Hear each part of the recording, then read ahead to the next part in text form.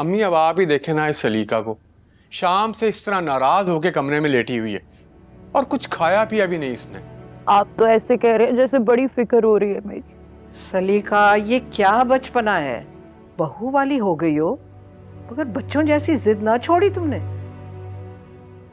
आपको पता है इन तीनों ने मिलकर मेरे साथ क्या किया है? शौहर तो होते ही ऐसे हैं, बेवफा।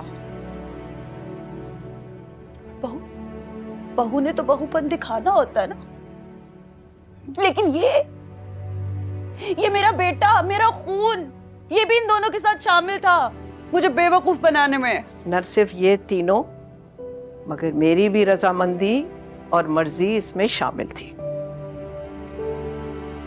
जान, मैं तो इनको मना कर रहा था, ये सारा आइडिया ना ये उमर और माही का था, और अम्मी ने भी इनके साथ मिलकर मुझे कायल करने की कोशिश की थी ताकि ये सारा ड्रामा रचाया जाए। अम्मी आप भी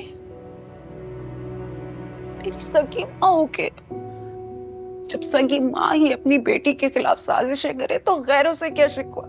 बंद करो ये सस्ते फिल्मी डायलॉग। तुम्हें सारी जिंदगी मैं समझाती रही मगर तुमने अकल ना पकड़ी। माही के आइडिया से मैं इसलिए मुतफिक थी कि कभी कभी ना समझ को अकल और समझ देने के लिए जोर से झंझोड़ना जरूरी होता है। मियाँ की कोई इज्जत और वक़्त ही ना रखी तुमने, बेदाम गुलाम बना के रखा, और तुमने इसकी मोहब्बत की कदर करने के बजाय इस सब को फॉर ग्रांटेड लेना शुरू कर दिया। लेकिन जलाल तो अपनी खुशी से मेरे और सब घर के काम किया करते थे ना।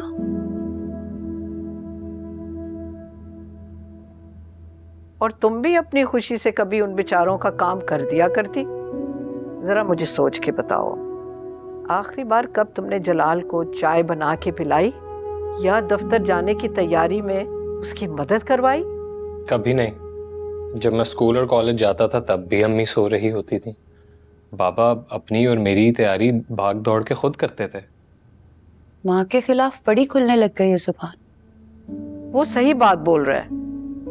मियाँ बीवी को शरीके हयात और हमसफर इसलिए कहा जाता है कि उन्होंने जिंदगी मिलजुल के साथ गुजारनी होती है।